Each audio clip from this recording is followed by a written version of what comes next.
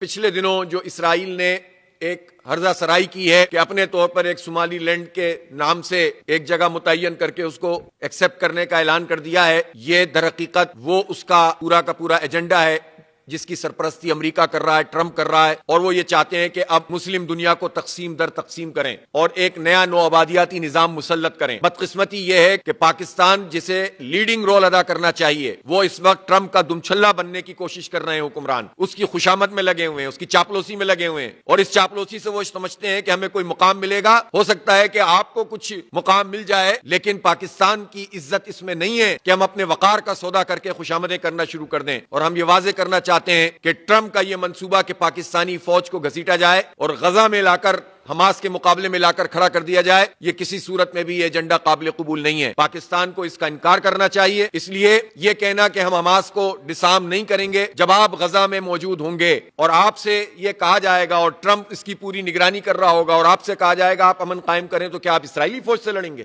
اتنی ہمت ہوتی تو آپ پہلے ہی کچھ نہ کچھ کر چکے ہوتے۔ ہم تو 73 میں بھی ہمارے پائلٹ جا کر کسی کی شام کی طرف سے اور اردن کی طرف سے 67 میں ہم لڑیں، لیکن ابھی تو آپ نے کچھ بھی نہیں کیا۔ لیکن آپ بجائے اس کے کہ اسرائیل سے لڑنے کی ہمت پیدا کریں، آپ تو وہ کام کریں گے جس کا فائدہ اسرائیل کو ہوگا۔ تو کسی صورت میں بھی یہ قابل قبول نہیں ہے، اور ہم پوری پاکستانی قوم کی طرف سے کہنا چاہتے ہیں کہ اس طرح کے اقدامات اسرائیل کو طاقت پہنچانے کا سبب بنیں گے۔ قوم کی آنکھوں میں دھول نہ جھونکیں۔ صاف بات ہے کہ پاکستان کی افواج اس لیے نہیں ہے کہ وہ جا کر اسرائیل کے خدمتگار بنے اور حماس اور فلسطینیوں کے مقابلے میں آ کر کھڑے ہو جائیں، بلکہ پاکستان کی افواج کی اپنی ذمہ داریاں ہیں کہ وہ ملک کا دفاع کریں۔ کشمیر کا محاذ ہمارا پوری طرح موجود ہے۔ بھارت جو ہے وہ جاریت کرنے کے لیے دوبارہ تیاری کر رہا ہے۔ اسی طرح سے ہمارے پانیوں پر اس نے جو کاروائیاں کی ہوئی ہیں اس کے حوالے سے حکومت واضح طور پر سامنے نہیں آ رہی ہے۔ کشمیر میں اس وقت مسلسل جو ہماری بستیاں ان کو تاراج کیا جا رہا ہے، تو بجائے اس کے کہ اس محاذ کو سنبھالیں اور سیکیورٹی کے لیے اور دفاع کے لیے کام کریں، ہم اگر یہ کام کریں گے کہ ہم امریکہ کے خدمتگار بنیں گے تو یہ پاکستانی قوم کی توہین ہوگی۔ لہٰذا جماعت اسلامی کا بہت واضح موقف ہے کہ یہ کام پاکستان کو نہیں کرنا چاہیے اور اپنی فوج غزہ نہیں بھیجنی چاہیے۔